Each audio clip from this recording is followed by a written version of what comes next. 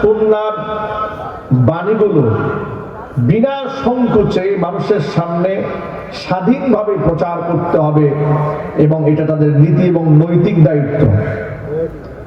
পৃথিবীর প্রত্যেকটা মানুষকে আল্লাহ দায়িত্বশীল বানিয়েছেন, কারো দায়িত্ব বড়, কারো দায়িত্ব ছোট, কিন্তু প্রতিটা মানুষের দায়িত্ব আছে না নাই? আর এই পৃথিবীর কর্মকাণ্ডে সমস্ত ফজিলত কিংবা এর প্রায়শ্চিত্ত কিংবা এর একটা যাজা কিংবা এর শাস্তি প্রতিদান কিয়ামতের মাঠে আমাদেরকে তুলে দেওয়া হবে। এই বিশ্বাস কি আমাদের অন্তরে আছে? যদি বলেন আছে, যদি থেকে থাকে তাহলে আপন আপন জায়গায় এখানে যারা বসে আছেন সবাই দায়িত্বশীল। একটু পিছিয়ে বসে বক্স থেকে সরো, সকলেই দায়িত্বশীল। আল্লাহর নবী রাহমাতুল লিল আলামিন বলেছেন, আলা কুল্লুকুম রাঈন ওয়া কুল্লুকুম মাসউলুন আন রাইয়াতিহি। জেনে রেখো তোমরা প্রত্যেকেই দায়িত্বশীল তোমাদের দায়িত্বের ব্যাপারে। কিয়ামতের দিন প্রত্যেককেই তার দায়িত্ব সম্পর্কে জিজ্ঞেস করা হবে। একজন ইমামকে তার মুক্তাদির ব্যাপারে, একজন আলেমকে তার শ্রোতার ব্যাপারে, একজন রাষ্ট্রনায়ককে তার জনগণের ব্যাপারে, একজন স্বামীকে তার পরিবারের সদস্যদের ব্যাপারে আল্লাহর আদালতে জবাবদিহিতা করতে হবে। সুতরাং আপন আপন জায়গার দায়িত্ব যিনি পালন না করবেন কিয়ামতের ময়দানে তাকে আসামির কাঠগড়ায় দাঁড়িয়ে দিতে হবে। সকলেই দায়িত্বশীল। দায়িত্ব ছাড়া আল্লাহ কাউকে পাঠান না।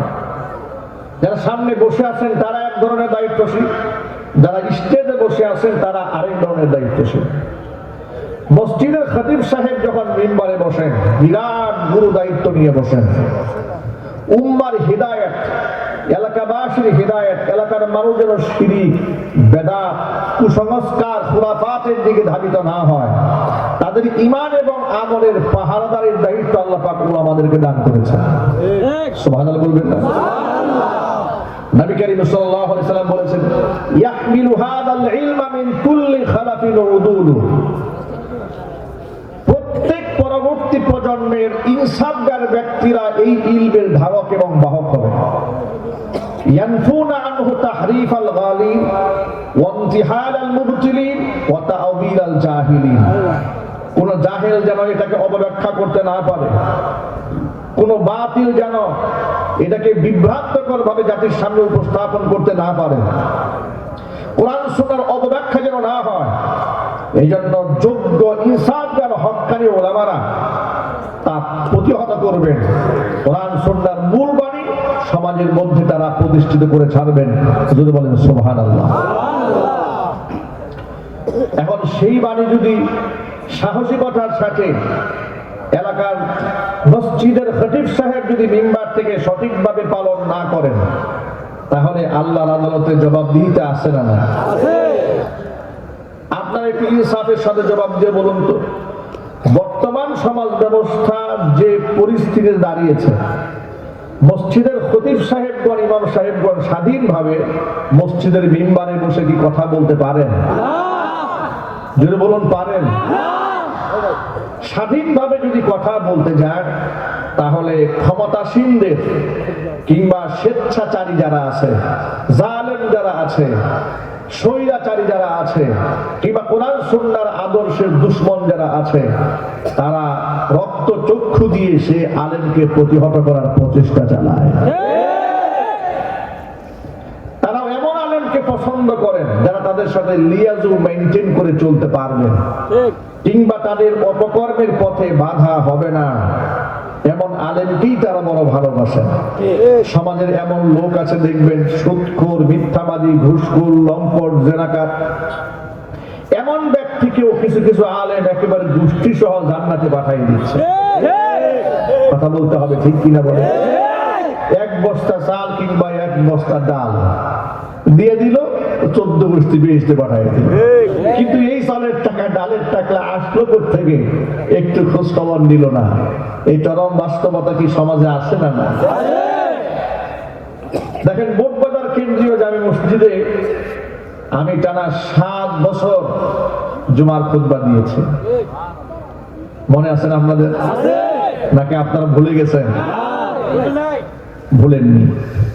এই অঞ্চল থেকে গুড়া, গাজীপুর, বিভিন্ন জায়গা থেকে হাজার হাজার মুসল্লি বাদ ভাঙা জোয়ারের মতো বুটবাজার কেন্দ্রীয় মসজিদে সকাল 10টা থেকে হানা দেওয়া শুরু করত।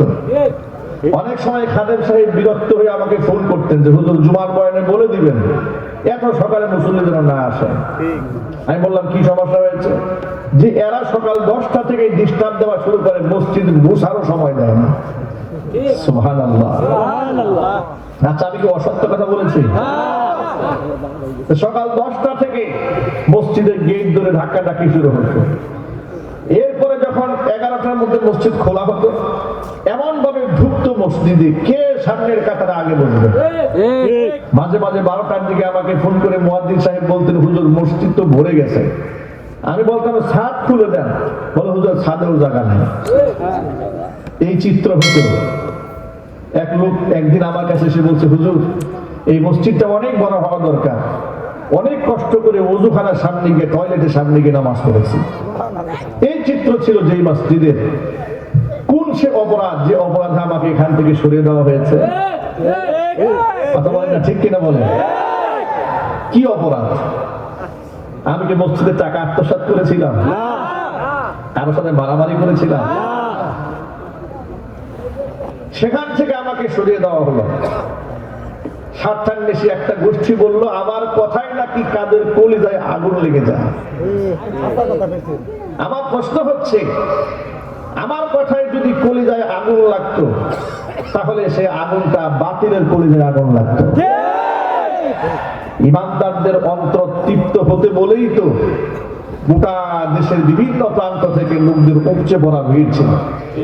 আজকে সেই মসজিদে জুমার খুতবা শুরু হয়ে যায়, নিচতলা মুসল্লি ভরপুর হয় না। যারা আমার নামে বদনাম করতো, যারা এই পেছনে কাজ করেছে, মাথায় টুপি মুখে দাড়ি দিয়ে ভণ্ডামি করত, ক্ষমতার অপব্যবহার করত, আল্লাহ পাক তাদের ক্ষমতা ছিনিয়ে নিয়েছে। কথা বলতে হবে, ঠিক কিনা? এবং তাদের কপালে যে কত গ্লানি আছে চড়িয়ান টমরো জাতির সামনে আপনারা দেখবেন ইনশাআল্লাহ। কি বলেন, দেখতে হবে না? আল্লাহর ঘরের মসজিদের এই ক্ষতি তারা করেছে। মুসল্লিদের গণ জোয়ারকে তারা ঠেকিয়ে দিয়েছে। এখন আর সেখানে এইভাবে মুসল্লি হয় না। হাতে গোনা কিছু লোক নামাজ আদায় করে। প্রশ্ন হচ্ছে আল্লাহর ঘরের এই এতটুকুন আবাদ দেখে যারা সহ্য করতে পারে নাই, আল্লাহর কসম মুখে দাড়ি মাথায় টুপি থাকলেও এরা জাতীয় মুনাফিক ছাড়া কিছু নয়। এই লেবাসধারী মুনাফিক এলাকায় আছে না নাই? চিৎকার দিয়ে বলতে হবে আছে না নাই? এই মুনাফিকরা লাঞ্ছিত হয়েছে, হচ্ছে, ভবিষ্যতেও হবে ইনশাআল্লাহ। আমার প্রিয় ভাইরা এবার ভালো করে শোনেন। উলামায়ে কেরামের দায়িত্ব হচ্ছে কোরআন সুন্নাহর হক কথা সমাজের মানুষের সামনে প্রচার করা। কার পক্ষে গেল কার বিপক্ষে গেল দেখার সময় আলেমদের নাই। কারণ আলেমদেরকে আল্লাহ রাব্বুল আলামিন দায়িত্ব দিয়ে দিয়েছেন। প্রথমত আল্লাহর নবীর উপর কোরআন নাযিল হওয়ার পর আল্লাহ পাক তার হাবিবকে ডেকে বলেছেন, ইয়া আইয়ুহার রাসূল বাল্লিগ মা উনজিলা ইলাইকা মির রাব্বিক ওয়া ইল্লাম তাফআল ফামা বাল্লাগতা রিসালাতাহু ওয়াল্লাহু ইয়াসিমুকা মিনান নাস। ও আমার রাসূল, আপনি পৌঁছে দিন। আপনার উপরে যা অবতীর্ণ হয় তা মানুষের কাছে আপনি পৌঁছে দিন। ওয়া ইল্লাম তাফআল ফামা বাল্লাগতা রিসালাতাহু, যদি আপনি এটা না করেন তাহলে রিসালাতের দায়িত্ব আপনি তো পূর্ণ করলেন না।